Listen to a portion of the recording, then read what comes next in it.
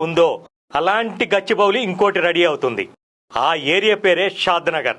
బెంగళూరు హైవేపై ఉన్న కారణంగా డిమాండ్ కూడా చాలా ఎక్కువగానే ఉంది.